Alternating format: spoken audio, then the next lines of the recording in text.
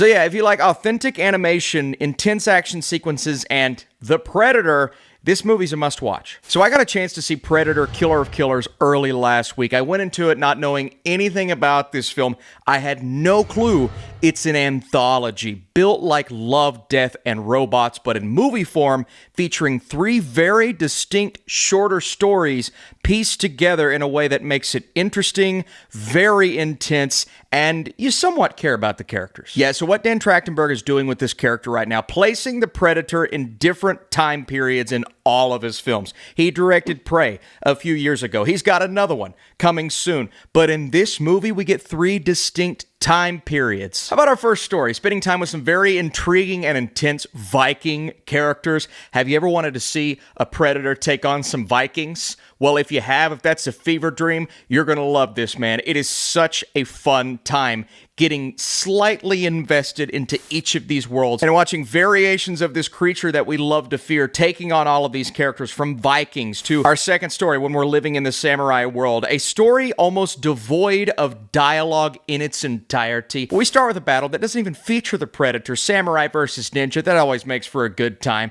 But once you throw a Predator into that mix, it made for a thoroughly entertaining story. And then our final story, in the midst of World War II, a lead character that's not as intense as our previous 2 stories, but you still get some excellent action. And that's the praise I'm going to give this film. Amazing action.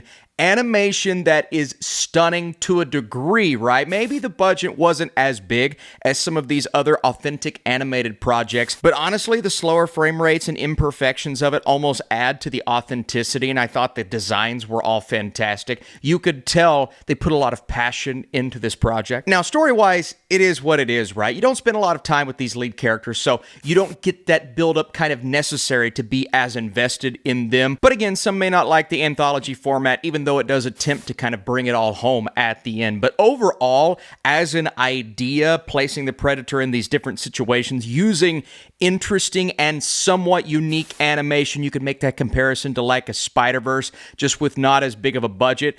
It really works. And I love the fact that they're pushing the boundaries with this character, something I've always wanted to see. Now we have it, and this was really fun. It's fun, cool. Fans of animation and the character are going to have a great time. And I want to know, where does this movie rank in the Predator franchise for you? Is it close to the top, above Prey? Let me know below.